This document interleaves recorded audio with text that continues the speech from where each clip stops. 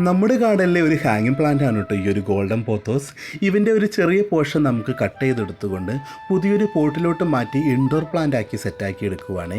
ഇതിനായിട്ട് ആദ്യമേ തന്നെ ഇവൻ്റെ ലീഫുകളെല്ലാം നന്നായിട്ട് തുടച്ച് വൃത്തിയാക്കേണ്ടതുണ്ട്. കാരണം പുറത്ത് ഇരുന്നതിനാൽ അത്യാവശ്യം വേണ്ട അഴുക്കും ചെളിയും എല്ലാം ഇവൻ്റെ ലീഫിൽ പുരണ്ടിട്ടുണ്ടാകും. ഇതിനായിട്ടൊരു കോട്ടണും ലേശം വെള്ളവും ഞാൻ എടുത്തിട്ടുണ്ട്. ഈ വെള്ളത്തിൽ നമ്മൾ ലേശം വേപ്പെണ്ണ കൂടി ചേർക്കുവാണെങ്കിൽ അത് ഏതൊരു പ്ലാന്റിനും നല്ലൊരു മെഡിസിനും കൂടിയാണ്. മാത്രമല്ല ലീഫുകൾക്കെല്ലാം നല്ലൊരു ഗ്ലൈസിങ് കിട്ടുകയും ചെയ്യും. ഇനി വേണ്ടത് ഇവനായിട്ടുള്ളൊരു പോട്ട് കണ്ടെത്തുക എന്നുള്ളതാണ്. വീട്ടിൽ തന്നെയുള്ള ഉപയോഗശൂന്യമായ ഒരു പൂക്കൂടയാണ് ഞാൻ ഇതിനായിട്ട് സെലക്ട് ചെയ്തെടുത്തിരിക്കുന്നത്. ഇവന് നമുക്കൊരു ഔട്ട്ലുക്ക് നൽകിക്കൊണ്ട് ഇവൻ്റെ ഉള്ളിൽ സ്യൂട്ടാവുന്ന ഒരു പ്ലാസ്റ്റിക് പോട്ട് ഇനി കണ്ടെത്തേണ്ടതുണ്ട്. വീട്ടിലുള്ള ഉപയോഗിക്കാത്ത ഒരു പഴയ പ്ലാസ്റ്റിക് പോട്ട് എനിക്ക് കിട്ടിയിട്ടുണ്ട്. ഇവ നമ്മുടെ പൂക്കൂടയ്ക്ക് സെറ്റാവുമെന്ന് എനിക്ക് തോന്നി.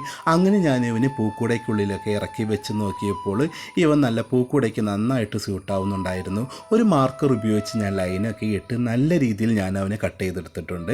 ഇനി വേണ്ടത് നമുക്കുള്ള പോട്ടി മിക്സ് തയ്യാറാക്കി എടുക്കുകയാണ്. ചാണകപ്പൊടിയും മണ്ണും മണലും മാത്രമാണ് പോട്ടി മിക്സായിട്ട് ഞാൻ തയ്യാറാക്കി എടുത്തിരിക്കുന്നത്. അങ്ങനെ നമ്മുടെ പോട്ടി മിക്സൊക്കെ റെഡി ആയിട്ടുണ്ട്. ഇതിലേക്ക് നമ്മളുടെ ഗോൾഡൻ പൊത്തോസിനെ നമ്മൾ ഇറക്കി വെച്ച് സെറ്റ് ചെയ്തെടുക്കുകയാണ്. അത്യാവശ്യം റൂട്ടഡ് ആയിട്ടുള്ള ഹെൽത്തി പ്ലാന്റ് ആയിരുന്നു നമ്മുടെ ഗോൾഡൻ പൊത്തോസ്. അങ്ങനെ നമ്മുടെ ഇൻഡോർ ആയിട്ടുള്ള ഗോൾഡൻ പൊത്തോസിൻ്റെ പോട്ട് തയ്യാറാക്കിയിട്ടുണ്ട്. ഇനി നമുക്ക് വേണ്ടത്ര വെള്ളം നമുക്കിതിലേക്ക് സ്പ്രേ ചെയ്ത് കൊടുക്കാം. കാരണം നമ്മുടെ പോട്ടിന് നമ്മൾ ഹോൾ ഇട്ടിട്ടില്ല. ആയതുകൊണ്ട് ആവശ്യമായിട്ടുള്ള വെള്ളം മാത്രമേ നമ്മളിപ്പോൾ സ്പ്രേ ചെയ്ത് കൊടുക്കുന്നുള്ളൂ.